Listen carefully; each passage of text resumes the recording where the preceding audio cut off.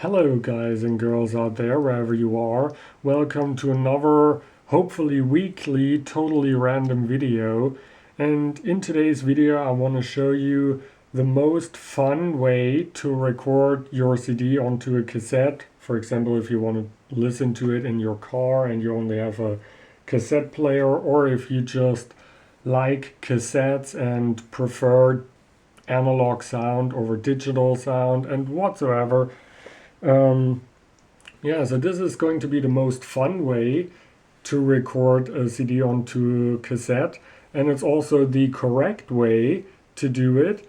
And I'm making this video to show you that you don't really need the most expensive equipment in order to do that, because there is a lot of cool equipment that you can see right here that doesn't really cost that much, but it still has all the features that you want and that you need in order to make a good quality recording of your CDs. So what I'm using in this video for the CDs, I'm using the Sony CDP XE510. It's a very inexpensive CD deck. I believe I spent something like 23 euros on this deck. Has all the features that I want. So of course you will see some of the useful features in this video. And for the cassettes I'm using the Kenwood KX5080S. Just recently I spent something like 25 euros on this cassette deck. And don't let the price fool you sometimes. I mean, as you can see, this cassette deck has ATCS, which stands for Auto Tape Calibration System, or Calibrate System, which means that it automatically adjusts and calibrates the correct bias so that you have a better quality recording.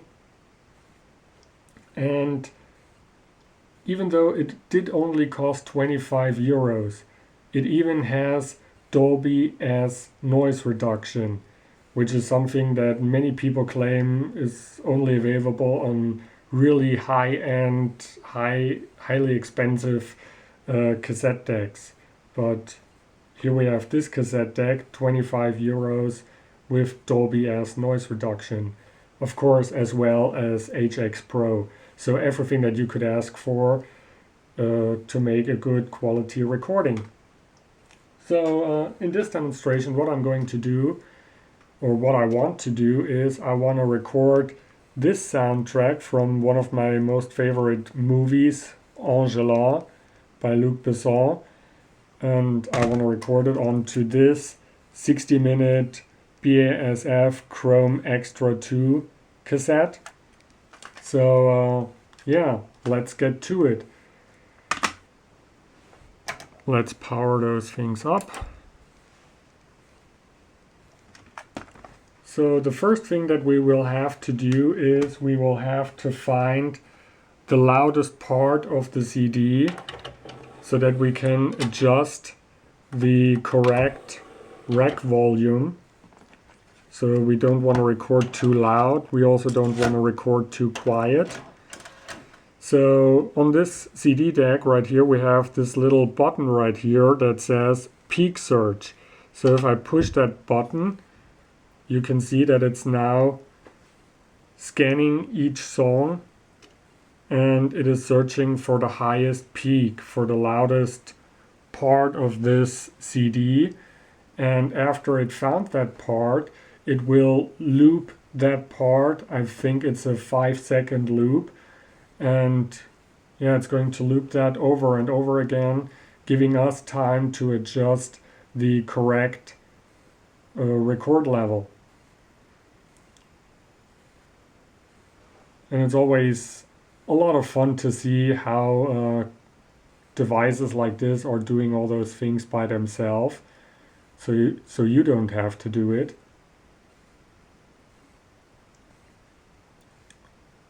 So we are already at track number 15.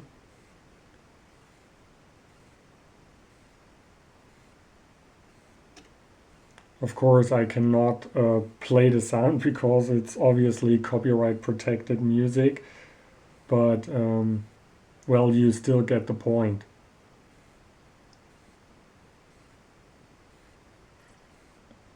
Okay, so now it found that part.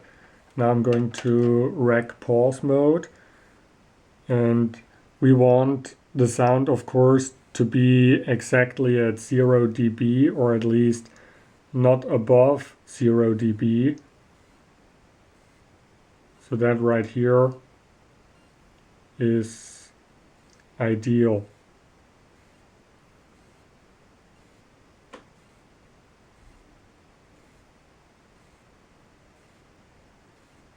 Yeah, I mean, it varies from cassette to cassette, and it also is different depending on what kind of cassette you're using. If it's type 1, type 2, or type 4 metal tape, of course you can record a little bit harder on a type 4 metal tape, but this is a type 2 cassette, so yeah. So now what we are going to do is we're going to calibrate the bias. So I'm pushing the ATC button, ATCS, sorry. So now it's going to record some kind of signal or whatever on this cassette. I believe I can record and see what it recorded. Maybe I'm going to play that part later. And then it rewinds the cassette, and then it plays that part that it just recorded, and then it monitors that recording and compares the quality of the recording with the quality of the source, and this way it knows how to calibrate that cassette.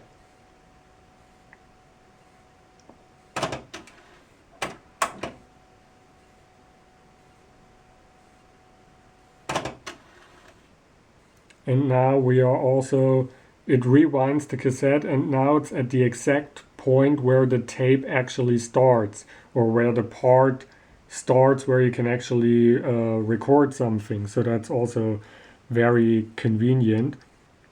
So we now know that this is a 60-minute cassette, which means that I can record 30 minutes of music on each side.